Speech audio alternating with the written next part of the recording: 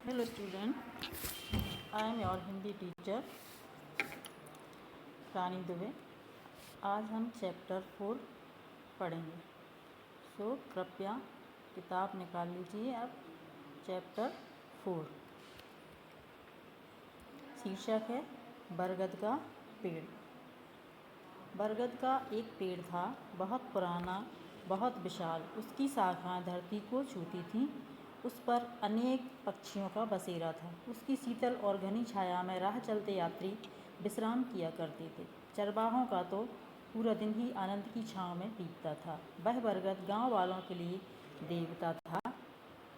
गांव की स्त्रियां त्योहारों पर उसकी पूजा करती थीं। बरगद गांव के सुख दुख का साझीदार था। इसमें बरगद के पेड़ के बारे में बताया गया है। बच्चों, हम सभी जानते हैं कि पेड़ पौधे हमारे लिए कितने आवश्यक होते हैं। गांव में एक बरगद का पेड़ था जो बहुत बड़ा था। उसकी शाखाएं धरती को छूती थी, क्योंकि बरगद में कई जड़ें निकलती हैं और वो ज़मीन के अंदर चली जाती हैं। उस पर इतना घना था कि बहुत से पक्षियों का बसेरा था, और वो शीतल और घनी छाया में राह चलते यात्रियों को विश्राम भी देता था। चरवाहा जो होते हैं, कौन होते हैं? जो गाय, बैल, भैंस, बकरी आदि को चराते हैं। उनका तो सारा दिन ही बरगद की छाँव में बीतता था। स्त्रियां जो थीं वो त्योहारों पर बरगद की पूजा किया करती थीं। बरगद एक किसान की ज़मीन पर था। किसान बहुत बूढ़ा था। एक बार वह बीमार पड़ा और मर गया। उस किसान के 4 बेटे थे। वे चारों आलसी, निकम्मे और कामचोर थे। हर समय आपस में लड़ते झगड़ते रहते थे। किसान के मरने के बाद भी उनमें खूब झगड़ा हुआ। लड़ झगड़ कर उन्होंने अपने पिता की सारी संपत्ति आपस में बांट ली।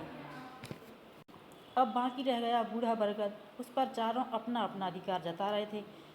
गांव वालों ने उन्हें बहुत समझाया कि कोई एक भाई बरगद के पेड़ को रख लो, लेकिन कोई भी अपना हिस्सा छोड़ने को तैयार नहीं था। अंत में चारों ने निर्णय किया कि बरगद को काटकर इसकी लकड़ी आपस में बांट ली जाए। हमें आपस में नहीं लड़ना चाहिए, लेकिन किसान के 4 बेटे थे, वो आपस में लड़ झगड़ कर उन्होंने सारी संपत्ति का बंटवारा कर लिया। अब आखिरी में क्या बचता है? एक अकेला बरगद का पेड़। सारी संपत्ति का तो बंटवारा हो जाता है, लेकिन अब पेड़ का क्या किया जाए? कोई भी एक उसको लेने को तैयार नहीं था। वो चाहते थे सभी लें, और निर्णय उन्होंने क्या किया कि इसको काट के और इसकी लकड़ियाँ आपस में बांट ली जाएँ। गांव वालों ने यह निर्णय सुना तो बहुत दुखी हुए। उन्होंने उन चारों भाइयों को बहुत समझाया, लेकिन उन पर कोई प्रभाव नहीं हुआ। वे अपनी अपनी कुल्हाड़ियाँ लेकर बरगद को काटने पहुँच गए। बड़े लड़के ने सबसे छोटे से कहा, तू सबसे छोटा है, इसलिए तू ही शुरुआत कर। गांव वालों ने जब निर्णय सुना कि ये बरगद के पेड़ को काटना चाहते हैं तो सभी बहुत दुखी हुए, क्योंकि सभी के लिए वह विश्राम देने वाला था। लेकिन कोई भी नहीं माना। तो सभी भाइयों ने छोटे वाले से कहा कि तुम सबसे छोटे हो, इसलिए तुम ही इसे काटना शुरू करो। सबसे छोटे भाई ने कहा, मेरा मन आज ठीक नहीं है, रात मैंने बहुत बुरा सपना देखा। सबसे छोटे ने बताया कि उसने सपने में क्या देखा। मैंने देखा कि पिताजी ठीक उसी जगह खड़े हैं जहाँ बरगद का पेड़ है। बरगद के तने की तरह उनके पैर थे। उनकी कई भुजाएं थीं जो बरगद की शाखाओं की तरह फैली थीं। उनका सारा शरीर लहूलुहान था और आँखों से आंसू टपक रहे थे। छोटे भाई ने क्या सपना देखा? उसने देखा कि उसके पिता ही उस बरगद के पेड़ में दिखाई दे रहे हैं। उनके हाथ उसकी शाखाओं के जैसे हैं, पैर तने के जैसे हैं, और उनकी आँखों से आंसू बह रहे हैं। दूसरा बोला, अरे यह सपना तो मैंने भी देखा था। अब तीसरा बोल उठा, आश्चर्य, यह सपना तो मैंने भी देखा था। अब सबसे बड़ा बोला, यही सपना मैंने भी देखा था। यानी कि सभी भाइयों ने वह एक ही सपना देखा था। थोड़ी देर चारों चुप खड़े रहे। फिर छोटे ने कहा, तुम लोग इस पेड़ का चाहे जो करो, मैं इसे नहीं काट पाऊंगा। तीनों भाई उसके मुंह की तरफ देखने लगे। चारों के बीच फिर चुप्पी छा गई। कुछ देर बाद सबसे बड़े ने कहा, यह पेड़ हमारे पूर्वजों की निशानी है, मैं इसमें से अपना हिस्सा छोड़ता हूँ, तुम तीनों इसे बांट लो। दूसरा बोला, मुझे भी इसमें से अपना हिस्सा नहीं चाहिए। तीसरे ने कहा, ठीक है, अब इस बरगद को काटना ठीक नहीं होगा, मैं भी अपना हिस्सा छोड़ देता हूँ। अब पूरा बरगद छोटे का हो जाएगा। अब सभी भाइयों ने धीरे धीरे करके क्या किया कि अपने अपने हिस्से उसमें छोड़ दिए। अब छोटे वाले के लिए छोड़ दिया कि अब ये तुम रख लो, तुम्हारा हो जाएगा सारा। छोटा चुपचाप उनकी बातें सुन रहा था। वह बोला, जब आप लोगों को अपना हिस्सा नहीं चाहिए तो पूरी बरगद को लेकर मैं पाप का भागीदार क्यों बनूं? वर्षों से गांव के लोग इस बरगद को अपना मानते आए हैं। मैं यह पेड़ उन्हें ही सौंपता हूँ। छोटे ने सबकी बातें सुनी और इसके बाद उसने भी यही निर्णय लिया कि मुझे भी यह पेड़ नहीं चाहिए। इसके बाद में उसने कहा कि मैं ये पेड़ गांव वालों के लिए सौंप देता हूँ। गांव के लोग चुपचाप खड़े तमाशा देख रहे थे। चारों भाइयों का फैसला सुनकर उनमें खुशी की लहर दौड़ गई। वे खुशी से झूमने लगे। गांव वालों को खुश देखकर वे चारों भाई भी बहुत खुश हुए। आज उन्हें पता लगा कि दूसरों को खुशी देने में भी खुशी मिलती है। जब चारों भाइयों को उन्होंने निर्णय सुना कि ये पेड़ को कोई भी नहीं काट रहा है और ये सभी के काम में आएगा, इस वजह से सारे गाँव के लोग भी बहुत खुश हुए। कहने का मतलब ये है बच्चों कि जब हम किसी को खुशी देते हैं तो खुशी हमको भी मिलती है। खुशियाँ बांटने से बढ़ती हैं। अब इनका हम देखते हैं शब्द ज्ञान। शाखाएँ, शाखाएँ माने होती हैं डालियाँ। बसेरा, बसेरा माने काम में लगे रहना। इसमें दिया है बसेरा का मतलब वैसे होता है कि जहाँ पे हम निवास करते हैं, रहने का स्थान बसेरा कहलाता है। शीतल, शीतल माने ठंडी। चरवाहा यानी पशु चराने वाला। छाँव, छाँव माने छाया होती है। और संपत्ति माने धन दौलत। निर्णय, निर्णय मीन्स फैसला होता है। और प्रभाव, प्रभाव माने असर। लहूलुहान, लहूलुहान माने खून से सना हुआ। अभी अभ्यास में आते हैं, अभ्यास देखेंगे। पहला नंबर है सही विकल्प पर सही लगाइए। नंबर का खाली स्थान का एक पेड़ था। 4 ऑप्शन दिए हैं, इनमें से हम चूज़ करेंगे क्या? बरगद। इसमें हमको बरगद भरना है। बरगद का एक पेड़ था। रिपीट, का कबूतर पर फिर से जाते हैं। खाली स्थान है, इसके बाद में का एक पेड़ था। ऑप्शन क्या क्या है? पीपल, शीशम, बरगद और नीम। इसमें से हमको क्या भरना? देख के बरगद। अभी अगला है खा। उस पर अनेक खाली स्थानों का बसेरा था। खाली स्थान में क्या भरेंगे? कबूतरों, गिलहरियों, पक्षियों और सांपों। इसमें से हमको पक्षियों यानी कि सा वाले पे हमको टिक लगाना है। पक्षियों भर देंगे। गा वाला है यह पेड़ हमारे खाली स्थान की निशानी है। ऑप्शन है पिता, दादा, पूर्वजों, इन सभी की। इसमें से हमको चूज़ करना है क्या? पूर्वजों। इसमें हम फिल करेंगे पूर्वजों। अभी नीचे आते हैं, रिक्त स्थानों की पूर्ति कीजिए। बरगद के पेड़ पर अनेक पक्षियों का खाली स्थान था। इस खाली स्थान में भरेंगे बसेरा। का वाले में बरगद के पेड़ पर अनेक पक्षियों का बसेरा था।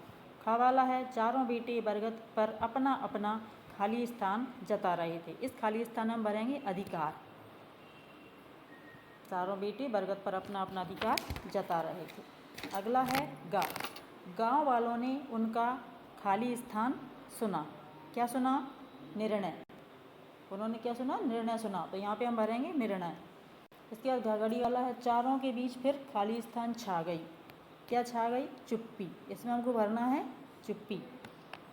अगला है लोग चुपचाप खड़े खाली स्थान देख रहे थे। क्या देख रहे थे? तमाशा। इसमें भरना है हमें तमाशा। अब अगला है नंबर 3 सही मेल मिलाइए। आ और बा। आ वाले में का दिया है बरगद की शाखाएं। इसको हमें कहाँ मिलाना है? धरती को छूती थी। बा वाले उसमें दिया है खाने में धरती को छूती थी। या तो वहाँ पर हम का लिख देंगे, का वाला है ना बरगद की शाखाएं, या हम का को इससे मिला देंगे। खा वाला है वह बरगद गांव के सुख दुख का साझीदार था। तो हम खा वाले को इससे मिला देंगे, सुख दुख का साझीदार था, या वहाँ पर हम खा खरगोश का लिख देंगे। गा वाला है किसान के मरने के बाद क्या हुआ? उसके बेटों में खूब झगड़ा हुआ। इससे हम मिला देंगे गा वाले को, उसके बेटों में खूब झगड़ा हुआ। अब घाघड़ी वाला है वे अपनी अपनी कुल्हाड़ियाँ लेकर बरगद को काटने चल दिए। या तो घा को हम इससे मिला देंगे या यहाँ पर घाघड़ी का लिख देंगे। अणा है दूसरों को खुशी देने से ही खुशी मिलती है। इससे मिला देंगे या यहाँ पर अणा लिख देंगे। ये आपकी जोड़ियाँ हुई। निम्नलिखित प्रश्नों के उत्तर दीजिए। प्रश्न पहला है बरगद का पेड़ यात्रियों के किस काम आता था? इसका उत्तर है बरगद का पेड़ यात्रियों के विश्राम के काम आता था। अगला प्रश्न है किसान के लड़के कैसे थे? किसान के लड़के आलसी और निकम्मे थे। अगला है, चारों लड़कों ने बरगद के पेड़ के बारे में क्या निर्णय किया। चारों लड़कों ने निर्णय किया कि बरगद को काटकर इसकी लकड़ी आपस में बांट ली जाए। अगला प्रश्न है, इसका निर्णय सुनकर गांव वालों ने क्या किया। उनका निर्णय सुनकर गांव वाले बहुत दुखी हुए।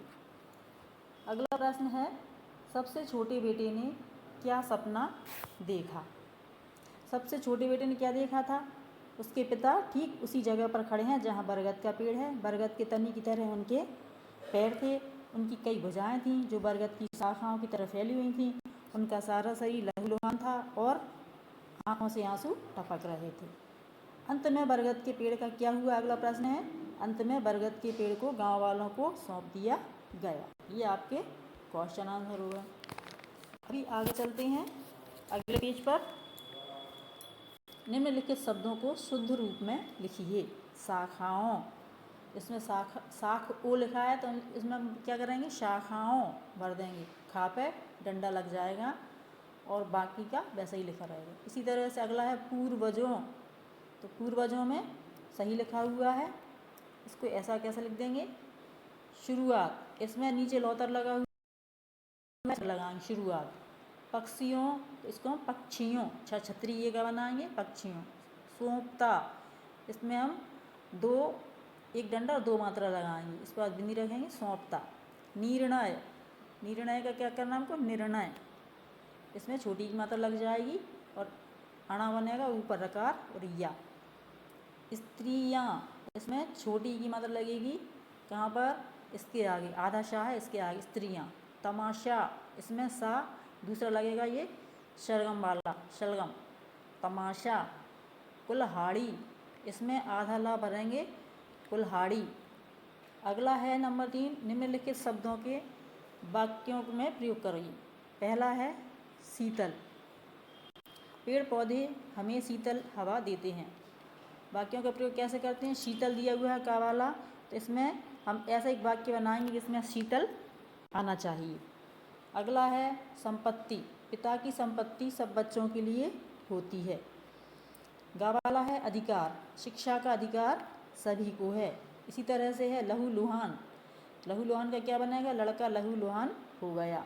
यानी कि हम वाक्यों में प्रयोग करते हैं तो जो शब्द इसमें दिया हुआ वह ज़रूर आना चाहिए। जैसे कि शीतल दिया है तो शीतल आए, संपत्ति दिया है तो संपत्ति आना चाहिए उस सेंटेंस में, अधिकार दिया है तो अधिकार आना चाहिए, लहूलुहान दिया है तो लहूलुहान आना चाहिए। अब आगे चलते हैं व्याकरण बोध। निम्नलिखित शब्दों से किस लिंग का बोध होता है लिखिए।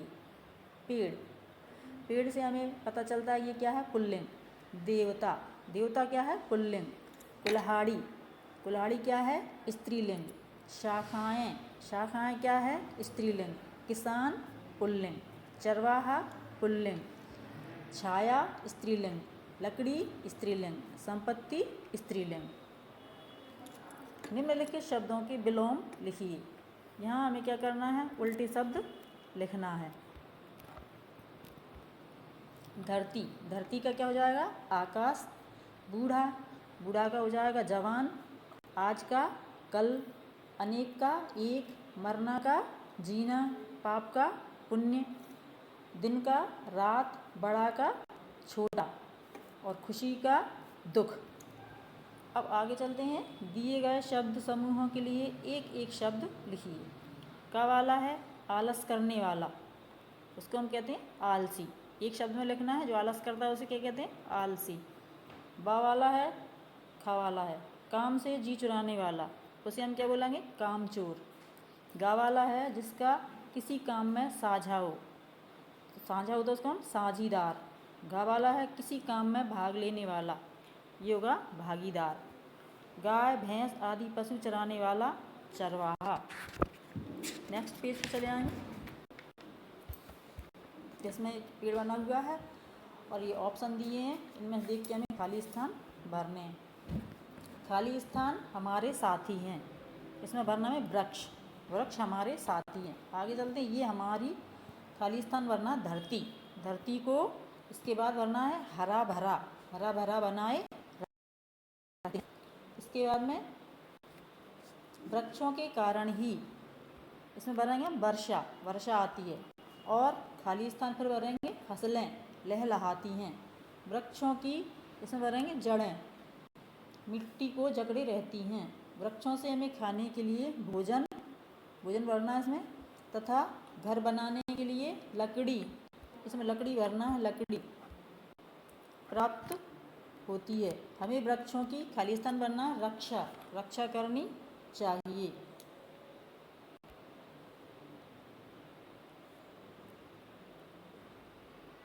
धन्यवाद।